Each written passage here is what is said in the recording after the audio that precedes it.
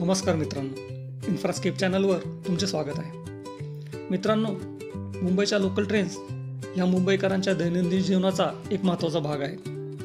दररोज लाखोच्या संख्येने लोकल ट्रेन्सने प्रवास करतात.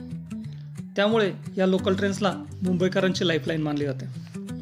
वाढत्या लोकसंख्येमुळे लोकल ट्रेन्सवर भार वाढू लागल्यामुळे मुंबईमध्ये वेगाने मेट्रो लाईन्सचे इन्फ्रास्ट्रक्चर उभे केले गेले.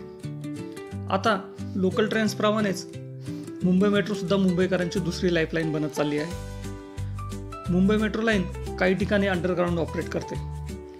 या अंडरग्राऊंड मेट्रोप्रमाणेच आता लोकल ट्रेनसुद्धा अंडरग्राऊंड करण्याच्या हालचाली चालू झाल्या आहेत. मुंबई रेल्वे विकास कॉर्पोरेशन लिमिटेड म्हणजेच MRVCने मध्य आणि पश्चिम रेल्वेच्या सहकार्याने दक्षिण मुंबईमधील सबअर्बन रेल्वे अंडरग्राऊंड चालवण्याची आखणी सुरू केली आहे.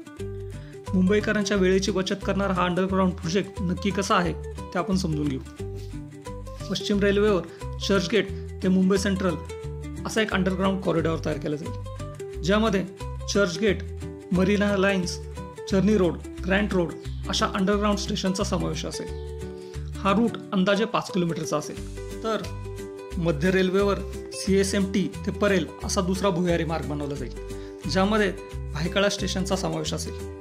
हा रूट अंदाजे 8 किलोमीटरचा असेल. भायखळा इथे प्रमुख इंटरचेंज हब बनवला जाईल.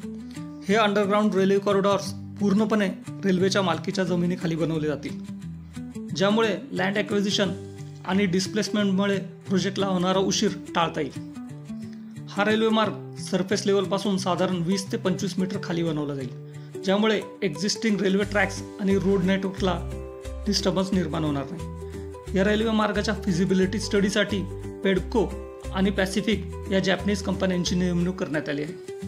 या रेल्वे लाईन्सची टेक्निकल फिजिबिलिटी आणि फायनान्शियल फिजिबिलिटी स्टडी 6 महिन्यात पूर्ण केली जाईल.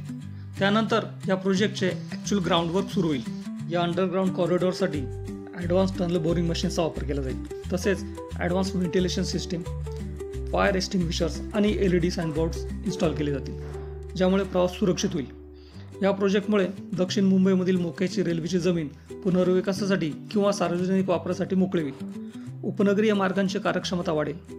मुंबई मेट्रो, बेस्ट बसेस आणि लांब पल्ल्याच्या गाड्यांचे लोकल ट्रेन्सबरोबर डायरेक्ट कनेक्शन तयार होईल. हा प्रोजेक्ट यशस्वी झाल्यास मुंबईतील लाखो प्रवाशांचा रोजचा प्रवास पूर्णपणे बदलेल आणि शहराचे रेल्वे इन्फ्रास्ट्रक्चर ॲडव्हान्स होईल.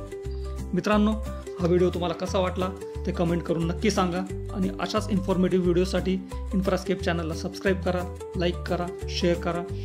भेटूया पुढच्या व्हिडिओमध्ये. धन्यवाद.